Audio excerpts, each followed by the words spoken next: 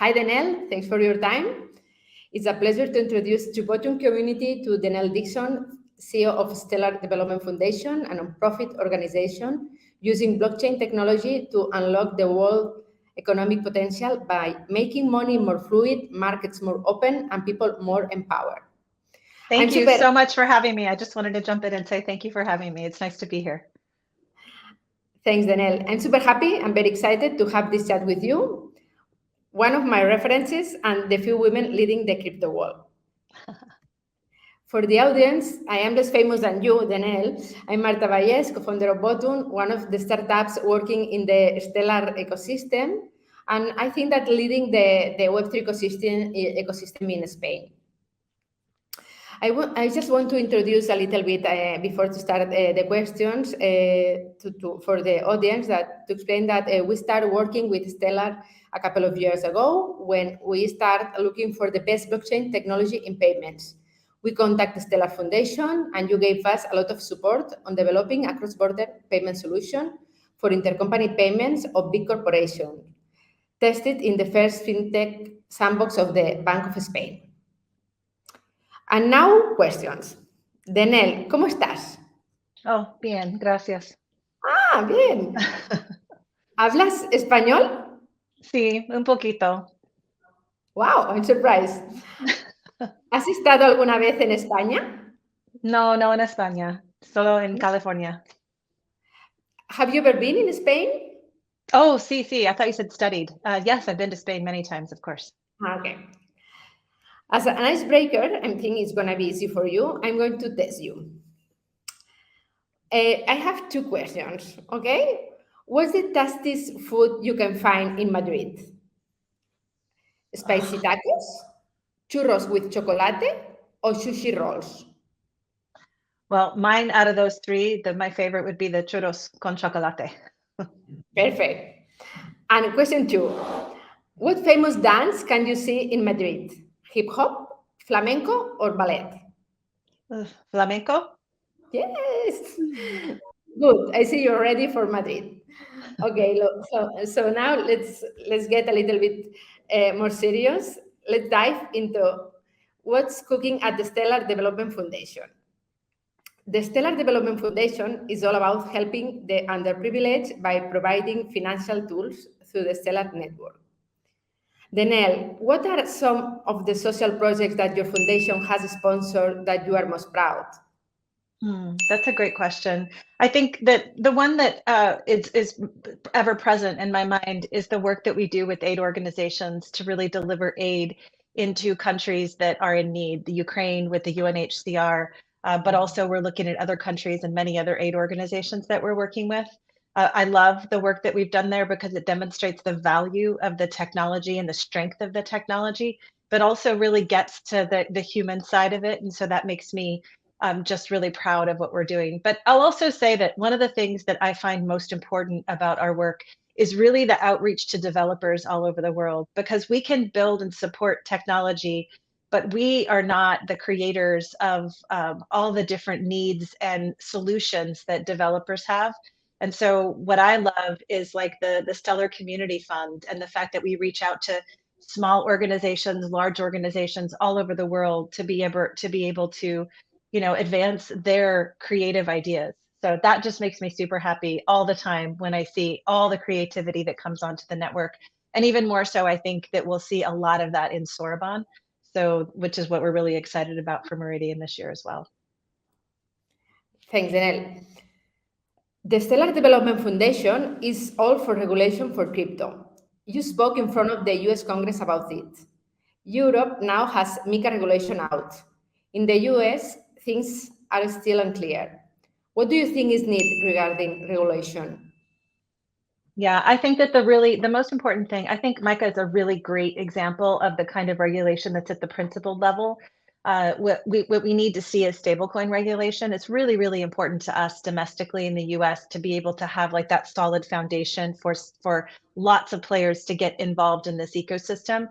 Stablecoins are the best way to transfer value so that you know what you send and receive is the same on both sides. And so we really fight hard for that. MiCA has that in it. but we're now seeing like how MICA is going to be, like the details of it is just coming together. So it'll be really interesting to see how that plays out, and we're going to play a big part of that as well. But we need principle-based regulation on a global basis. I'd love to see the US take that leap and do it. I think we're close on stablecoins. I think we're close on market structure, but we really need it, because I think that one of the most important things about what we want to see are more traditional players and traditional financial players use this technology. And there's a lot of fear around it. So I think stable regulation actually sets the framework for lots of players to get involved. Yeah, really agree. Denelle, Stellar was late to game in gaining smart contract technology, but the Stellar Foundation has done an amazing job in catching up with building Soroban smart contracts. What do you think this change will impact how Stellar is used today? Yeah, so it's the late mover advantage that we have because of the smart contracts being implemented now. I think that it's been so fun to watch the teams come together, both the team internal at the SDF and also those outside in the community and the ecosystem, and to really solve some really interesting problems that exist on smart contract platforms everywhere. State expiration is a big one, and we've actually come up with a great solution collectively to solve that problem in Soroban. And so it's really exciting to me to see that. That's the value of the late mover advantage. I'll just tell you that we didn't actually think that we needed smart contracts on Stellar at the inception of the network, because there's so much that you could do on Stellar that was similar to what smart contracts did with multi-sig and lots of other pieces of the network. And so, but having smart contracts, and what we realized is that having smart contracts on Stellar brings a lot of developers. And so the developers are sort of key to be able to drive an amazing ecosystem. And so we're really excited about how many developers we already see engaging. We've used Rust and WASM for the languages, and that's actually been a really interesting part of how we've brought other ecosystems into Stellar. And then it's just really fun to see what people are building. So FutureNet is where Soroban is right now, and it's already pretty awesome. We have more than a minimum viable ecosystem for the Soroban system. We're actually going to get to the space where we have all the bases covered by the time Soroban launches. Perfect, Denelle, thanks. And another question. As I mentioned at the beginning, you support Vottun, and a part of this support was through a financial grant. For us, for Vottun, your funding was key to bootstrapping this product. How do you assess the projects that you help? And another question, what are the key points that you evaluate? Yeah, that's a really great question. I think it depends. We have lots of grants. We have on the Stellar Mandate page, it lays out the different buckets of grants that are available. And it just depends on the bucket in terms of how we evaluate the organizations. For example, in the Stellar Community Fund, which it comes out of some of the grants in the mandate, that is actually allowing the ecosystem to vote up different companies to say whether their projects should be granted some lumens or granted a grant from the SDF. And that's really fun to see, because the ecosystem itself is evaluating the project and evaluating the work that project has put together. We have infrastructure grants that we look at those different companies and we say, what kinds of infrastructure do we need in Stellar, and how does this company sort of solve that problem for it? We love to see companies that we think are going to be sustainable, and we don't want to make grants and just continue to make grants and not have the company sustain itself. So we look at that. But mostly we just love folks who are dedicated to Stellar and dedicated to making this ecosystem even more vibrant and amazing than it is. So obviously it just depends on the different grant and what that grant is evaluating, whether it's a marketing grant or infrastructure grant or development grant, or a grant for, we also have grants for making sure that we actually have the financial infrastructure on the edges. So think about the conversion from fiat to crypto, what we call anchors. And so we give grants to those entities as well. And we look there to see, is this kind of stable asset something that's really important for this ecosystem to thrive? And those are the sort of the evaluation techniques that we use for those as well. And as a follow-up question, besides grants, tell us how the foundation encourages developers and companies that want to start working with Stellar Development Foundation. So the greatest thing about the Stellar Network is that you can work in Stellar without ever contacting us. In fact, it's happened. Franklin Templeton built the first money market fund on Stellar, and we didn't even know they were building it until we saw the SEC filing came out. Since then, we've started working with Franklin Templeton, but it's awesome that people, because we're open source and because we really focus on that, our documentation, that anyone can build on Stellar without accessing the foundation. But if you do want to work with the foundation and you want to actually have more information and more knowledge, there are a variety of different email access points that you can get on the stellar.org website.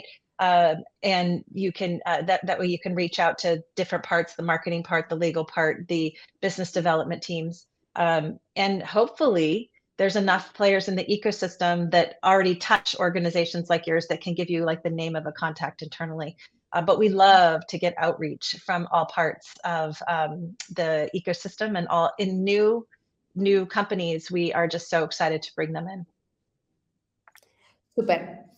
Denelle, we know Meridian is your big annual conference where you bring the whole Stellar ecosystem together. Tell us a little bit about Meridian event in Madrid in September. What kind of opportunities can we find there? Well, Meridian is one of my favorite things that we do. And the reason I love it is because it really signifies what the way that we think about ourselves at the SDF. We think of us as the convener, bringing lots of different organizations, ideas, companies, nonprofits, like just people together so that they can like grow and talk and learn and just really gel and figure out what the ecosystem needs and what they can deliver to the end users on the other side of it.